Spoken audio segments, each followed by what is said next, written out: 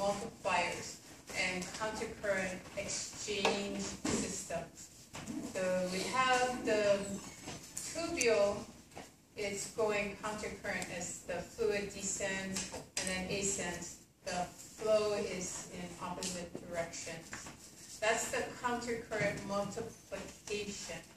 But when solutes or water go out and transfer into the blood vessel, that's the countercurrent exchange system. So we've got tubular fluid going down on the thin descending side and then coming up on the thick ascending side. So this is countercurrent.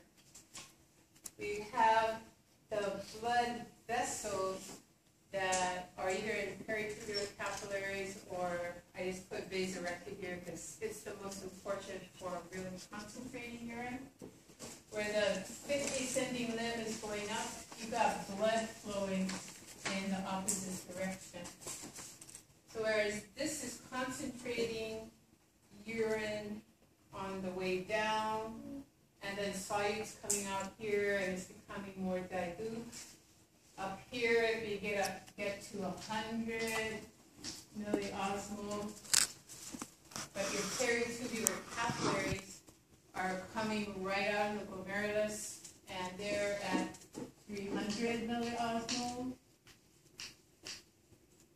You've got a gradient. If you can get osms out down here, then you've got a gradient for them to get in here.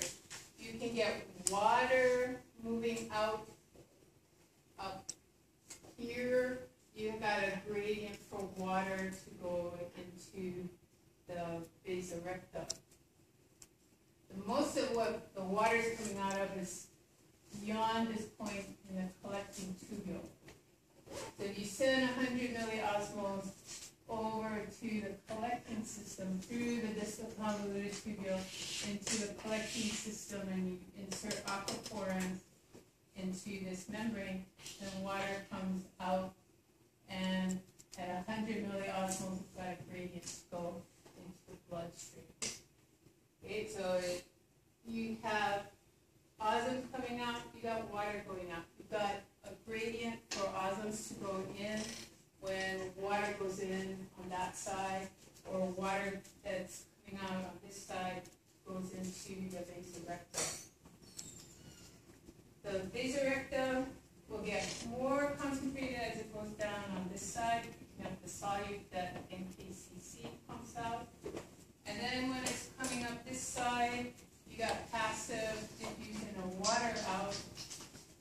So it's got a gradient maybe at 1,000 here. It was 1,200 down here. But it's picking up some water, then it's picking up more water and more water. By the time it goes to the veins, it's back to 300 milliosmoles again. So you've got blood coming from the vessels, that's 300 milliosmoles. Changing its concentration, it's getting a higher concentration because it's picking up solutes. And then on the other side, it's getting lower concentration, maybe to 800, 600, back to 300, and then off to the veins, back into your circulation. Everything's at normal osmolarity again.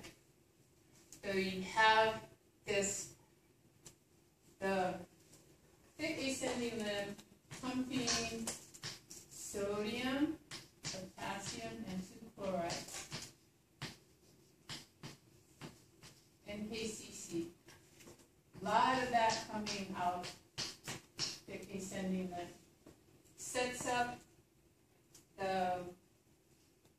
the outer medulla concentration gradient, and then you got urea coming out of the collecting tubule that's setting up the lower inner medulla concentration gradient. You look at this next slide, they're talking about vertical concentration gradients. That's for each of the renal pyramids. If you stand the pyramid on its apex, then you're going to have concentration gradients running vertically that start start very dilute, up at 300 milliosmoles in the interstitium in the outer cortex. And as you go into the renal pyramid and get towards the apex, the concentration gradient in the interstitium goes up to 1200.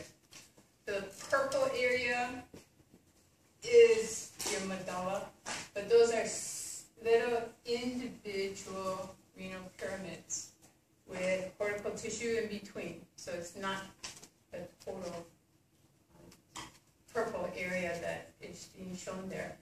So this is a physiologic diagram, not an anatomical diagram.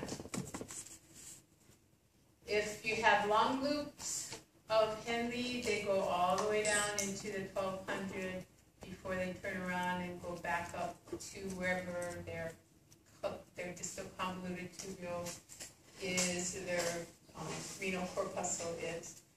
If you have a cortical nephron, its loop of Henle only goes into about 600 milliosmol range and then right back up.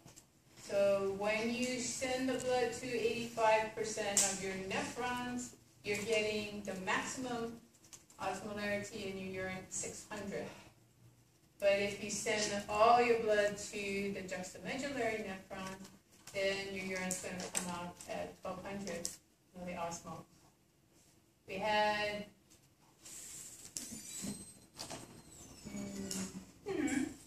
Brian Crabtree, who had, he was our subject in our lab.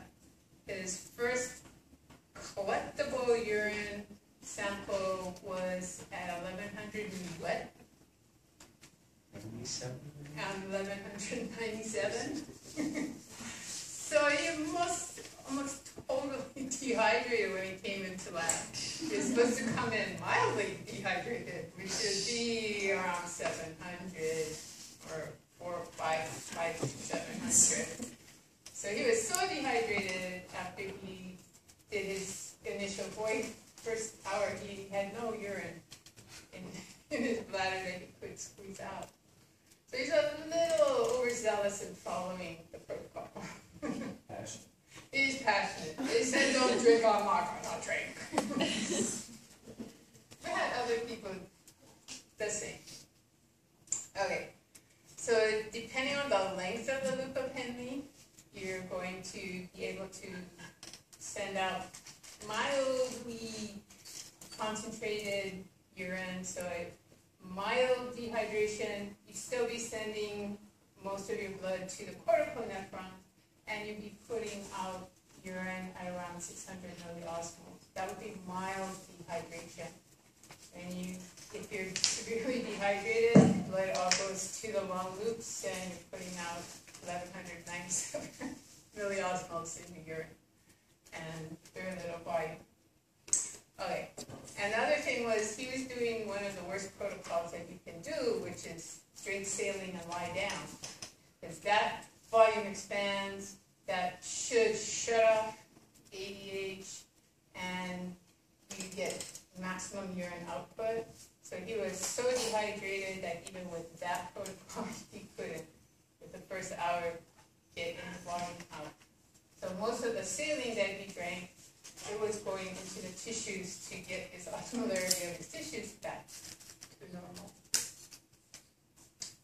Okay, your book, unfortunately, doesn't do a real good job about this current exchange. If you are developing and you have runs, you started with a pronephros that you can just forget about. And then you developed a fetal kidney, which degenerates, but males keep a little bit of it around for their reproductive tract. You develop then with the metanephros and the ureteric bud an adult kidney. The first time that system is ready to filter anything, the fluid that's being filtered is 300 milliosmoles. And it's going to stay at 300 milliosmoles until you get to the thick descending limb, where you can start to pump the osmos out. You got to get to those NKCC transporter before any solute goes into the interstitium that can start the building of your gradients. So somebody very labor intensively figured out that when this urine goes through the thick descending limb, whatever the concentration of the osms reaching the thick descending limb is, the cells are going to pump 1/3 of that osmolarity out into the interstitium. So if it arrives at 300, at some point, 100 of those osms particles are going to go into the interstitium. So the 300 in the interstitium is now going to become 400. You go up a little higher, that 300 that entered the bottom of the thick descending limb is now 200. So 1/3 of that is going to go out the next NKC transporter up above. And then it's down to 1/3 of 200. So the math gets really messy. Eventually, you start to set up a mild gradient in the interstitium, which starts water leaving the thin descending limb, which is passively permeable to water. You have solute being pumped out. It's going to get more and more concentrated in the interstitium, which means you got a stronger and stronger gradient for water to come out. The osms that are in excess get picked up by the vasa recta. The water that's in excess gets picked up by the vasa recta because of the counter-current exchanger that's occurring along with the counter-current multiplier. Eventually, you get your gradient developed from 300 in the cortex down to 1200 in the interstitium, with the urea that's also being filtered coming out of the collecting duct. So this initial 300, 300, 300, that's what the first pass of any filtrate coming through your nephrons. And then when it hits the thick descending limb, then the particles start getting pumped out into the interstitium. So first volume that hits the thick descending limb, 1/3 of the 300 pumped out into the interstitium. So that fluid goes up to the next level, 1/3 more goes out. Next level, 1/3 more goes out. So you're decreasing the concentration in your tubular fluid as you pump more sodium, potassium, and chloride out. Less is pumped out every segment above because there's less in the tubule. And you're only pumping out 1/3 of whatever's in the tubule. So you've got the most concentrated osmolarity at the base of your thick descending limb, and the least osmolarity at the top of your thick descending limb. So first transfer of particles, the 300 at that level becomes 400. That's the easiest, unless you like math and can do math in your head, you can figure out all those stages. When you get this first 400 in the interstitium with your osmolarity, now you've got a gradient for water to leave the thin descending limb. So osms have to come first, and then water can come out. So water will get picked up by the vasa recta. It will not dilute this osmolarity. And the next time another 100 is pumped out until you get your final gradient established. The osms add up at the various levels. But once you get the final gradient established, this gradient established, any additional that's pumped out at the bottom, 1200, is going to get any additional osmolarity. It's going to go into the blood vessel. Anything over 900 will go into the blood vessel. Anything over 600 will go into the blood vessel at that level. so the gradients are maintained. Water coming out, it's not going to dilute these gradients because it's also going into the blood vessel. So you establish your gradient, and you've got your 1200 down here, and that high concentration of osms down here gets to the level where water is passively coming out the thin descending limb. The water is going to get picked up in the tubule if it's permeable to water. Turns out this side of the thin ascending limb is relatively impermeable to solute and totally impermeable to water. So I'm not sure where your book is getting this 10,000 milliosmoles. So maybe all of a sudden the thick descending limb started at that point and they're pumping osmoles out. I'm not sure. But anyway, ignore the numbers, look at what's happening. You have high concentration at the bottom, which would be 1200 milliosmoles in the last place that water is able to go out. And this is at the level where urea will be picked up. As you are ascending and solutes are going out, then you have a decreasing, you have a 300 milliosmol blood coming in that will pick up solute that's coming out to the NKCC, will pick up water that might be coming out as it gets more concentrated, and it's going to start picking up water on this side. But ultimately, there's more solute coming out this side, and so the solute will get picked up in the bloodstream on the ascending limb side, and then as it's coming up on the descending limb side where it's has a higher permeability to water, it's going to start to pick up more and more water, so that by the time you get to the vein, you're back at 300 milliosmoles out here, which I didn't put in there.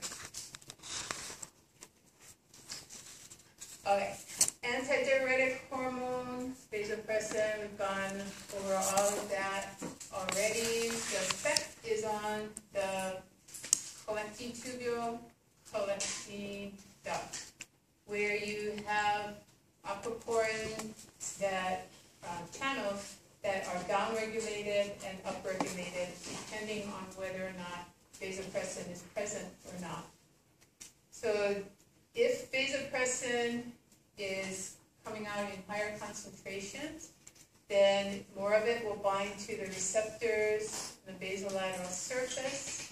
Those receptors are G protein linked. They'll stimulate adenyl cyclase, which then activates cyclic AMP as a second messenger, activates protein kinase A, and you get upregulation of your aquaporins into the apical plasma membrane.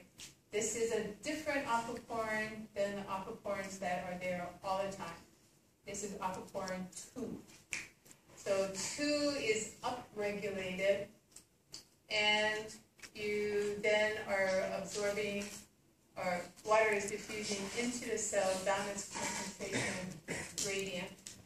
And then always in the membrane of these principal cells are aquaporins 3 and 4. So on the proximal convoluted tubule side, you got aquaporins 1, apically and basolaterally. These principal cells, you always have the aquaporin 3 and 4 basolaterally, but you up and down regulate these apical aquaporin 2. So if you have low ADH, low vasopressin, you have all these aquaporins in their little vesicles in the cytosol of the principal cell. ADH arrives, you activate cyclic AMP. Depending on how much cyclic AMP is there, you start inserting these aquaporins into the apical plasma membrane. More water comes into the cell. More water then diffuses out of the cell via the aquaporins 3 and 4 that are always there. You have some level of ADH always present. You get dehydrated, ADH levels go up and up and up. More and more water is reabsorbed at the principal cell. If you're overhydrated, you start to pull the aquaporins out of the apical plasma membrane, and the water is going to pass these principal cells and end up going out in the urine. So minimal ADH available. You have 100 milliosmoles of urine going out, high volume, low concentration of solute. You're dehydrated. You have all these aquaporins upregulated apically. The water is coming into the principal cell, out of the principal cell, into your vasorectum. So peritubular capillaries, not so much, because it's down at the long loops of Henle where this water is being transferred. So maximum vasopressin, you got maximum aquaporin 2 apically, water shifting through the cells into the vascular system. Your blood pressure is starting to go back up.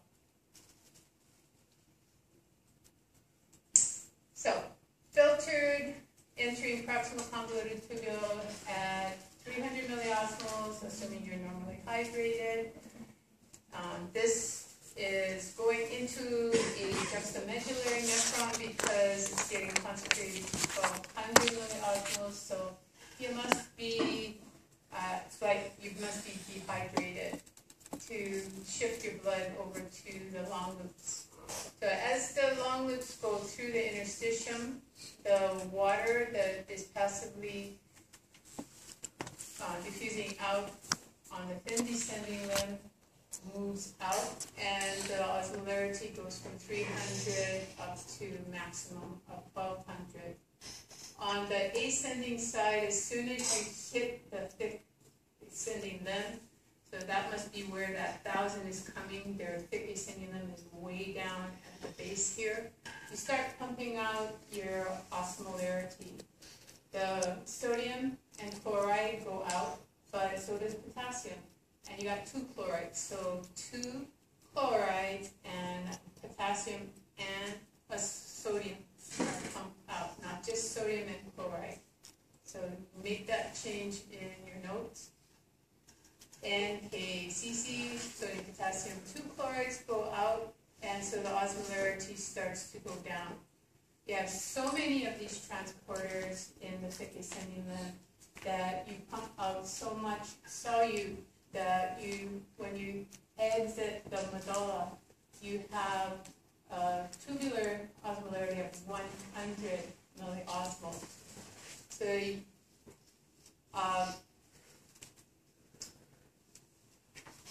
if you're well hydrated, you'll send that out at the cortical nephrons into your urine. Since you have shifted your blood to the long loops of Henle, that 100 milliosmoles, you can't afford to lose all that water that's allowing your osmolarity to be that low. So ADH is going to be released. Why? Because the low sodium content passing the macula densa cell and the low, it's going to cause renin to be released, activate the angiotensin-aldosterone system, and sodium is going to be reabsorbed at distal convoluted tubule. So as sodium is reabsorbed and then the ADH arrives, you've got the tubular fluid going up because of potassium coming out, secreted, and then as you're going through the collecting tubule and then the collecting duct, you've got aquaporins being inserted in those cells. so that water is now moving from the tubular lumen out into the interstitium and getting picked up by the vasa recta. So you concentrate your urine, and the maximum concentration is at the inner medulla, right at the level of the papillary duct, and then urine cannot be altered anymore, the filtrate cannot be altered anymore, and then 1200 milliosmoles goes out into the urine. So small volume, high concentration of solute.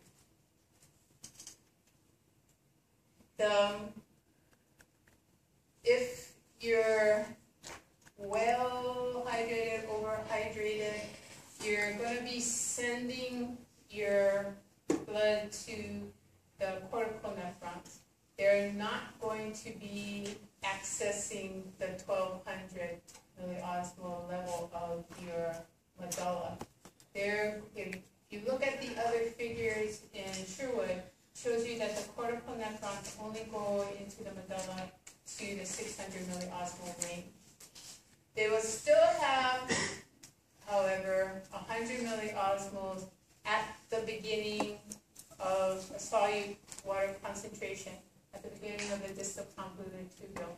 So everything is okay, except the nephron only goes this far. It goes to 600 and then goes up to the distal convoluted tubule.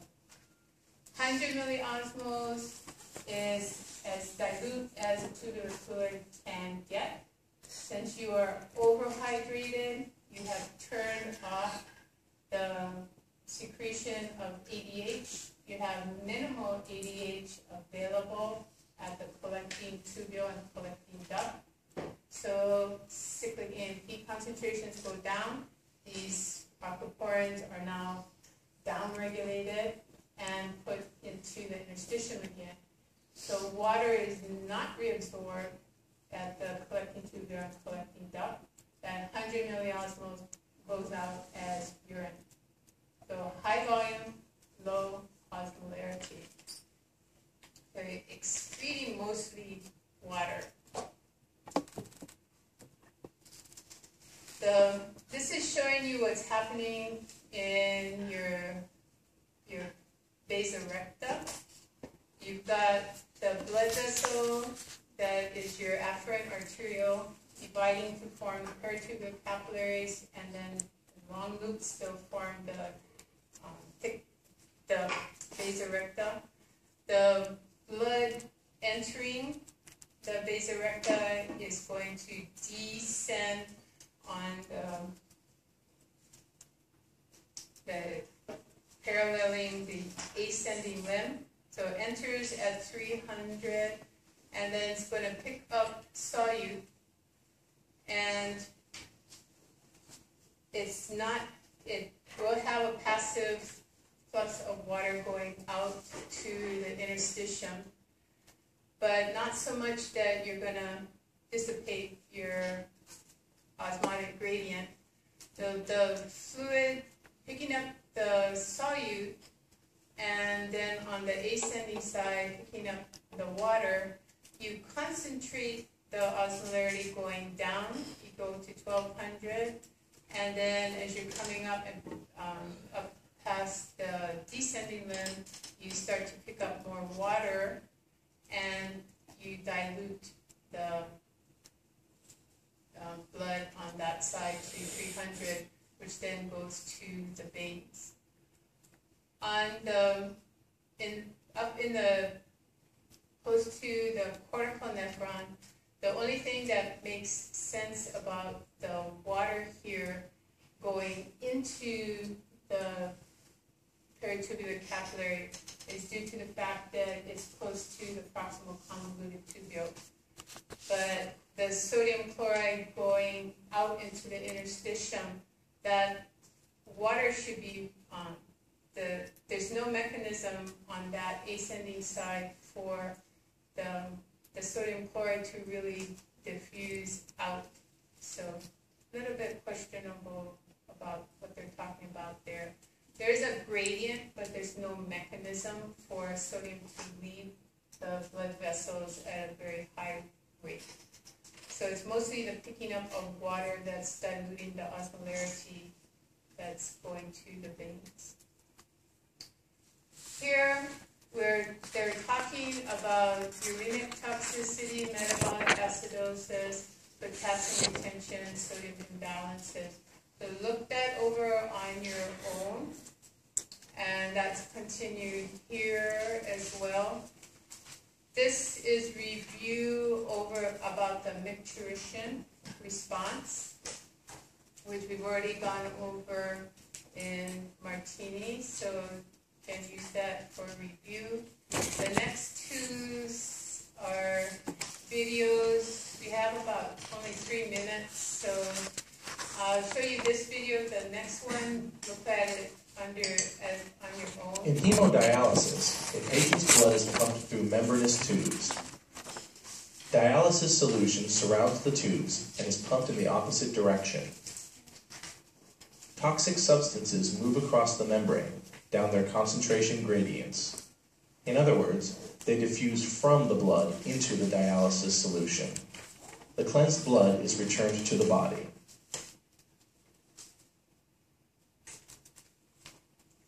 Okay, so if your kidneys are failing or have failed and you're waiting for a kidney transplant, this is your only option. If you can't handle the toxins and the waste products, you have uremic toxicity. So you've got to have a fistula put in, and you've got to go in usually 3 times a week to have this machine act as your kidneys.